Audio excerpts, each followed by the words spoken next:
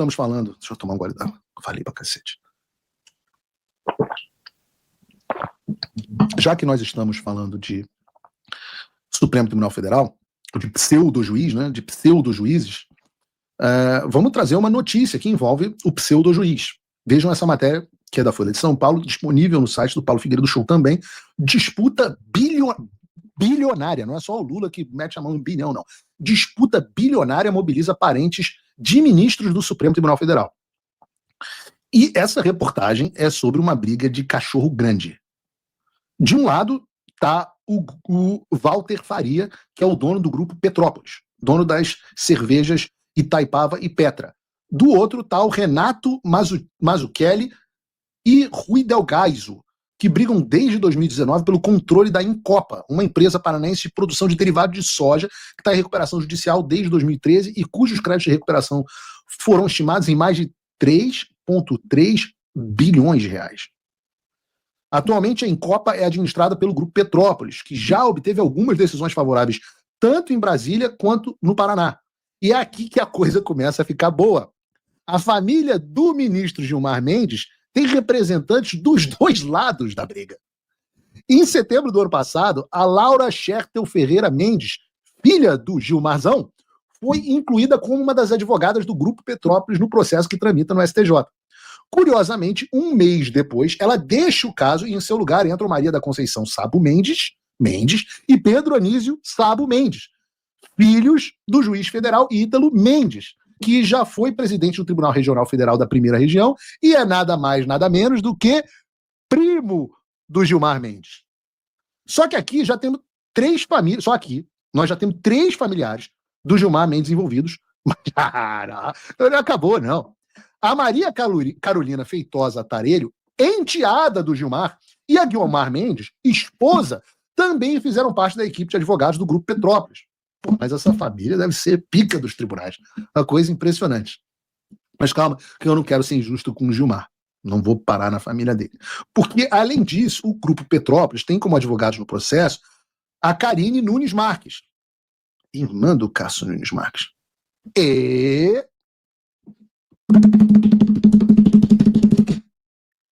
Viviane de Barci Moraes, esposa do pseudo-juiz Alexandre de Moraes.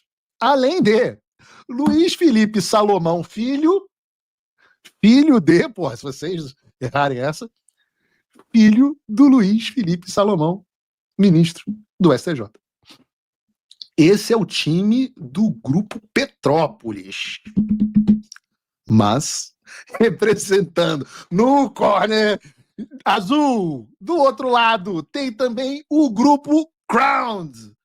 E se a defesa do Grupo Petrópolis estava cheia de parentes dos ministros do Supremo, como está o Grupo Crown? Fazem parte da defesa da Crown a Guiomar Mendes, que tinha sido a advogada do Grupo Petrópolis. E a filha Daniele, que é irmã da Maria Carolina, também advogada do Grupo Petrópolis. Mas calma, que para fechar com chave de ouro, nós temos ainda na defesa da Crown a Valesca Zanin, que é a esposa do Carlos Zanin. Eu, obviamente, não preciso falar que esse processo vai acabar no Supremo Tribunal Federal para que os ministros analisem. E aí, eu quero ver se eles vão se declarar suspeitos ou não. Spoiler, não, porque eles já decidiram que não precisam se declarar suspeitos nesse caso. A Folha de São Paulo, palmas para a Folha de São Paulo, fez esse gráfico excelente que facilita a visualização da coisa toda, para aqueles que gostam de gráfico. Cada bolinha e linha dessas que vocês estão vendo no gráfico representam a ligação de uma pessoa envolvida com o ministro do Supremo Tribunal Federal, além do ministro Luiz Felipe Salomão do STJ.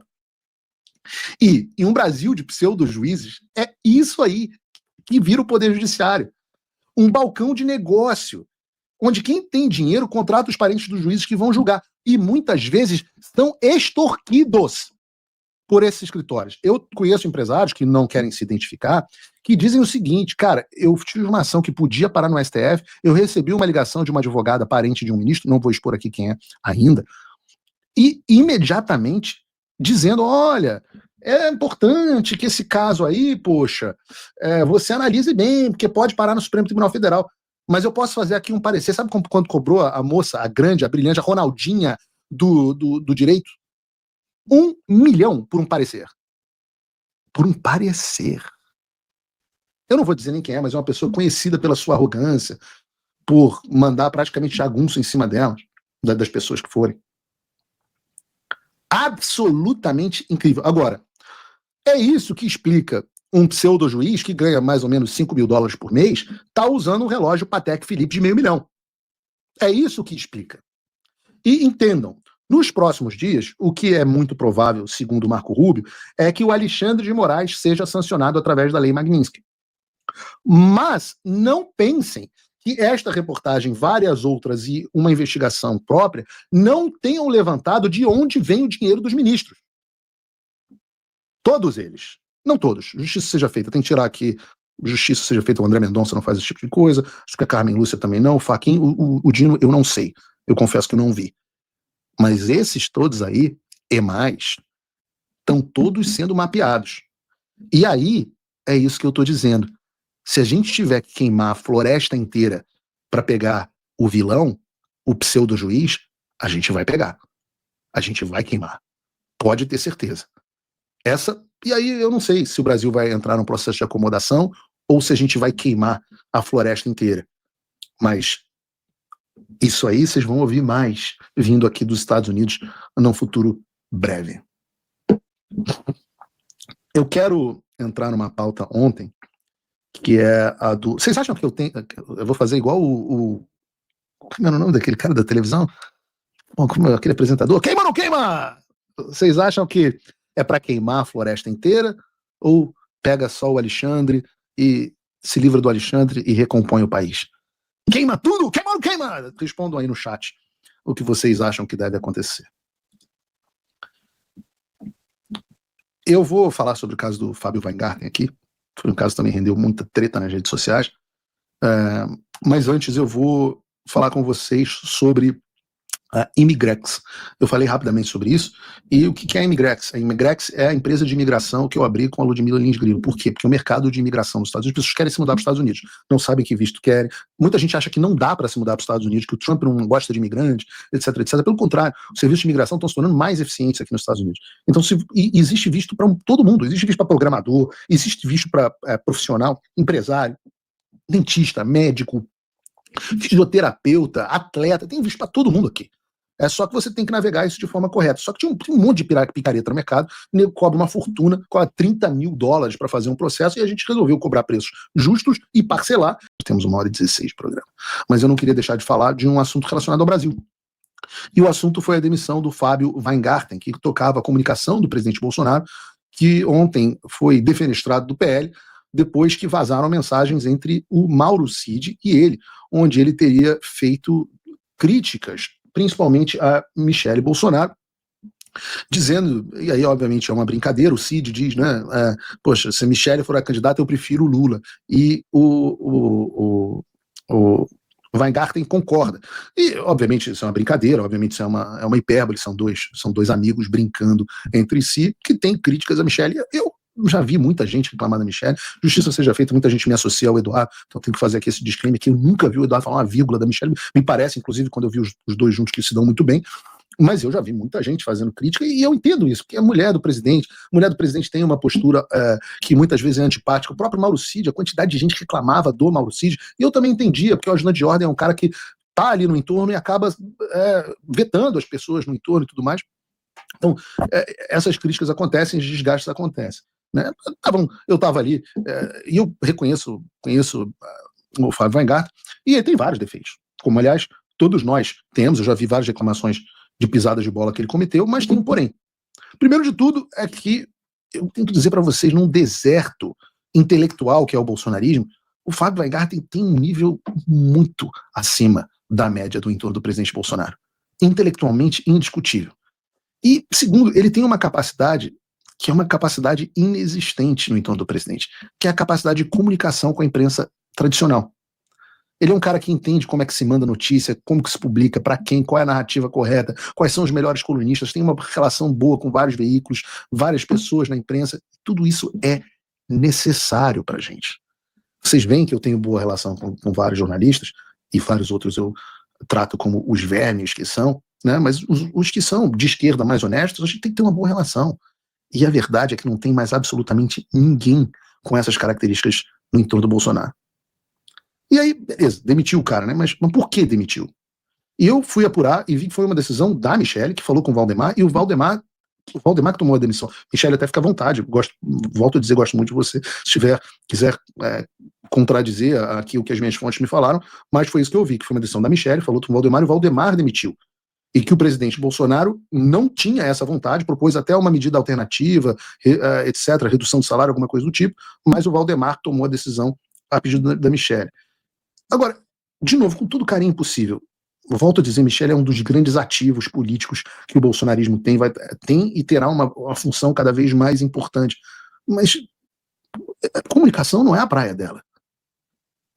Mas será uma senadora incrível, mulher do presidente, uma primeira-dama de primeira categoria.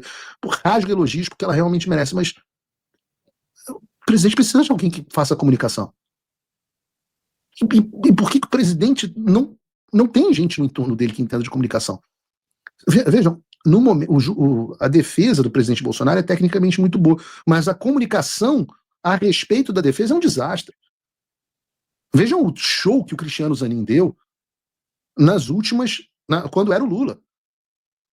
Vejam, não houve uma coletiva de imprensa para criticar a dificuldade de acessar. Há quanto tempo a defesa do presidente não dá entrevista? Cristiano Zanin vivia em todos os jornais, todos os dias. Se o Cristiano Zanin não tivesse como ter feito download dos arquivos antes de ouvir as testemunhas, ele teria feito coletiva, teria feito uma denúncia extra no Tribunal Internacional, estaria nos Estados Unidos falando, e, no entanto, aqui de forma... porque eu gostaria que acontecesse mais. Cadê a defesa do presidente Bolsonaro? Cadê a comunicação do presidente? O presidente vai dar entrevista no UOL para o Josias de Souza. Eu não sei quem vai assessorar o presidente a partir de agora na comunicação. Certamente não eu, porque não é o meu papel, por conta do Alexandre eu nem falo mais com o presidente Bolsonaro, porque ele se preserva. Mas sei lá quem ele vai ouvir a partir de agora. Vejam, o que a gente tem mais importante agora, no tribunal normal, o presidente Bolsonaro já foi condenado. Ele pode ser até anistiado por conta das pressões internacionais que vão acontecer, mas condenado ele já foi. Pode ser que haja uma solução política, mas para ver a solução política ele precisa ganhar num tribunal, que é o Tribunal da Opinião Pública. E aí a gente tomando esse 7-1 no Tribunal da Opinião Pública, a gente demite agora, nesse momento, há 3 meses da prisão do presidente, o único cara que entende de alguma comunicação. E hoje o Weingarten já andava meio escanteado. E eu falo isso porque, assim, no final das contas, o presidente vai ficar tomando bola nas costas e ferrando em termos de comunicação. Aí alguém pode falar assim, não, a demissão é justa porque as mensagens foram muito ruins. Mas as mensagens vieram de um grampo ilegal do Alexandre, são conversas privadas. O cara se posicionou publicamente contra a Michelle? Não. Ah, mas não dá para pessoas que não gostam da Michelle continuar trabalhando com ela. Eu te pergunto, tem alguém aqui na audiência que não gosta do chefe e ainda assim trabalha para ele? E cumpre as ordens e trabalha bem? Olha, eu volto a dizer, eu ouço gente falando mal de outras pessoas o tempo inteiro. Quantas pessoas falam mal de mim? Meu Deus do céu, quantidade de pessoas que falam mal de mim é uma coisa fora desse mundo. Agora, não sou inseguro, fala mal de mim, tem problema. Quem tem que botar ordem na casa, como o Bolsonaro falou bem da Michelle, acaba mesmo numa posição antipática muitas vezes, e vão falar mal, faz parte mesmo. Mas isso é consequência da posição de liderança, posição de chefia. Falam mal do Bolsonaro também. Fala mal de todo mundo. Política é isso, mas no final das contas a gente não está aqui num exercício de vaidade pessoal, a gente está tentando mudar o Brasil na direção que a gente quer para as pequenas pessoas se ferrem menos, para o bem das pessoas. E vocês acham que dentro da esquerda não tem isso, não? Pô, a pessoa que mais falam mal, e eu tenho fontes dentro do PT, são da Janja. E da Janja provavelmente com razão, porque ela é uma unanimidade negativa, ninguém gosta dela. Então por isso que eu critico, faço aqui essa defesa. Espero, inclusive, que o Weingarten não tenha uma postura vingativa, até meio característico dele, e aguente firme, porque no final das contas eu acho que o presidente Bolsonaro vai acabar tendo que recorrer a ele de novo. Simplesmente não tem outra pessoa. Pelo menos eu não conheço uma pessoa próxima ao Bolsonaro que tem essa característica. Pois bem, agradeço imensamente aqui as quase 30 mil pessoas que assistiram a gente ao Paulo Figueiredo Show de